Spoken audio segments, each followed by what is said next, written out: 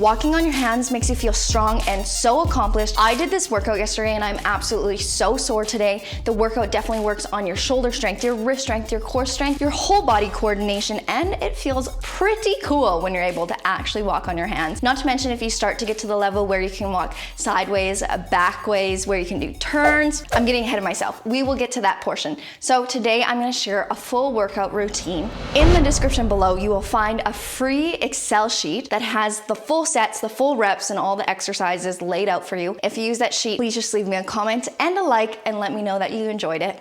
Now, the big question for today, should you learn to walk on your hands before you can handstand?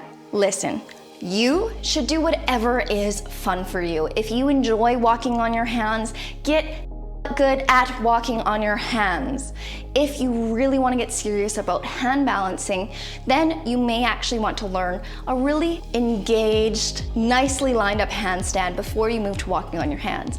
One really nice thing about learning to walk on your hands is it translates to the easiest way to come out of a handstand. So if you go up into a handstand, the best way to bail is to just move a hand and cartwheel out. If you can't get used to just moving a hand and cartwheeling out, then I would like you to be comfortable falling back in a bridge, although not ideal, or rolling out.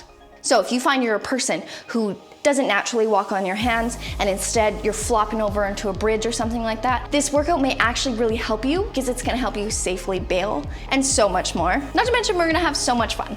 Welcome, my name is Summer Fun Fitness. I'm a self-taught calisthenics athlete. I have zero gymnastics training. I did not do this as a kid. My goal with this channel is to help adults set performance-based goals so they can be athletic, strong, and mobile for their entire life, regardless of their ability to access a gym or weights. Stage one of today's workout is prep work. If you wanna have a kick handstand walk, then you have to do prep work. First drill of the day is core activation. In a handstand, you might have experienced a banana handstand where you have this curve in your back. We actually want to go the other way. We want to be in more of a hollow body position.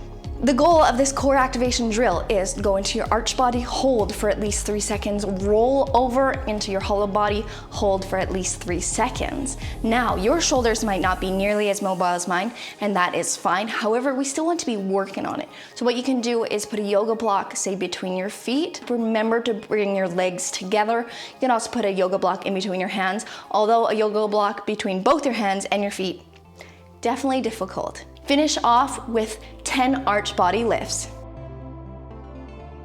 Next, onto our walking drill. So choose a length, a certain distance that you're gonna walk to and back from for the majority of today's workout. Let's face it, nobody likes cramped hip flexors. I don't know if you know this, but when we kick into a handstand, we are actually using our lower body. So we're gonna do a bunch of walking drills that are gonna help prepare us for kicking into that handstand, for connecting with our lower body, as well as mobilizing our shoulders. Today, I want you to think about getting as tall, as long as possible, locking your knees to your best of your ability, pointing those toes and reaching up to the sky as high as you can. You potentially might not look like me, that is fine. If you want to eventually get to a place where you do look like me, you gotta practice. That's all, it's simple. Let's just keep doing the movement even if it's challenging. This next drill, I want you to have locked arms and kick up, lock that knee as much as you can. Keep your upper body locked into one place, bend over from the hips and kick. To further progress this movement, I want you just to do standing split kicks. If you can't reach the ground, elevate your hands, put them up on something, and keep working at it. Onto three-legged kick walks. This one might take you a little bit of time and coordination to figure out, but it's definitely good to practice because you need coordination to be able to handstand walk. On every single kick here, make sure your elbows are long, you're pushing the ground away as much as you can. Nice, strong arms.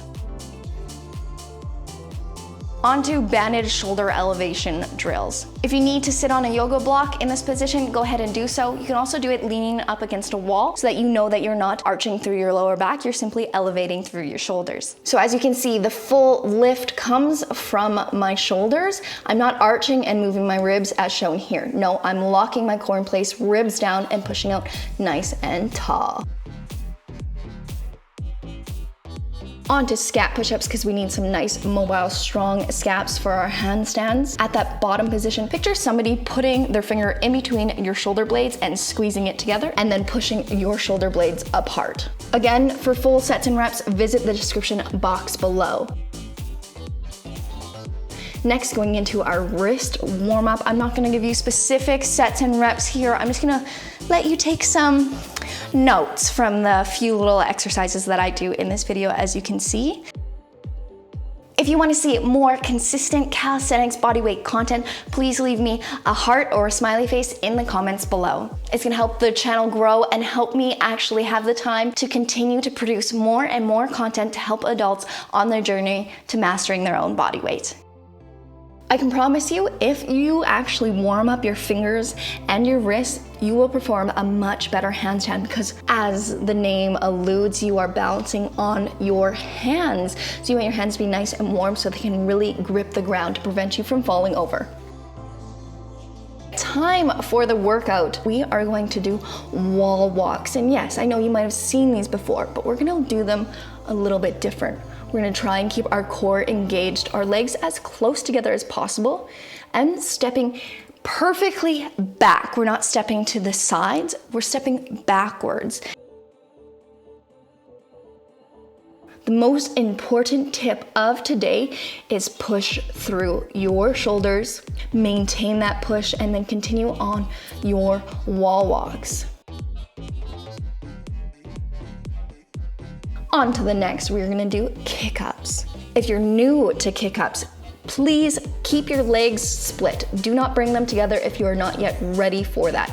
Instead, keep the legs split and keep one foot nice and low to the ground, remembering to elevate through the shoulders, grip with the fingers. And of course, we are doing both the bad side and the good side. Then you might want to take a second or two to just find a really nice handstand line before we go on to the next drill. Remember, push through the shoulders, grip through the fingers, tuck that pelvis, and breathe. On to shoulder taps. Don't worry, we're gonna have some other progressions here as well. First things first, do some plank shoulder taps, only bending from the elbows, keeping the core engaged, shoulders in one position, and then going into pike shoulder taps, really weighting through your arms instead of your feet. Most important thing for today is the shoulder elevation and then bending through the elbows. So if you move through the shoulder, as I'm showing here, you will completely lose balance. Instead, push out nice and tall, bend through the elbow, keep those shoulders in line with one another. As a beginner, you're gonna wanna aim at just doing singles. Touch one elbow and then the other, or maybe you're just gonna touch the wrist. Just do one, come down for a total of 10. Doesn't matter how long it takes you. And if that's really not possible, just go into your pike shoulder taps instead. And then over time, you can play with tapping higher and higher. You can play with doing straddle taps, hip taps, knee taps, head taps. You got some options. One of my goals would be to be able to go head, shoulders, knees, and toes. But I don't handstand walk very often. It's not my focus. So I don't know when I'll be achieving that. On to the main event, handstand walks. In case you skip past the other part, don't forget, fully elevate the shoulders and only move through the elbows. If you move your shoulders, you will then have to push your whole weight back up and start again.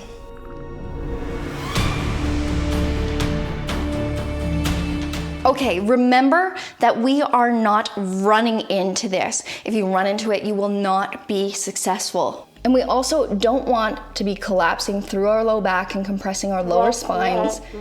We don't want our legs apart and just willy-nilly. And yeah, you know what? If you keep your knees open and your back relaxed and all floppy, you might actually be able to run faster and move quite quickly, but you're not developing any of the control or the core strength, and you're really compressing your lower spine.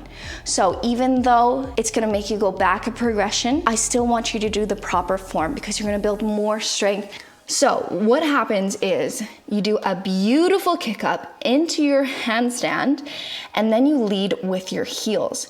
The more you lead with your heels, the faster you will go. But you know what? We are not in a race today. We're actually just working on having really nice, solid form. Eventually, you can play with walking backwards, That will help you gain more control in the front and back position of your handstand. Backwards is definitely a little funny, and it's definitely harder to go fast.